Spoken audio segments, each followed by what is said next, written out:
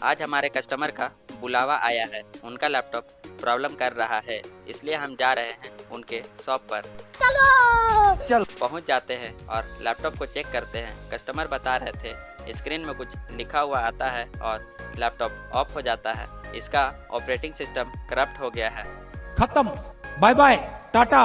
Laptop बहुत ज़्यादा slow चलता है।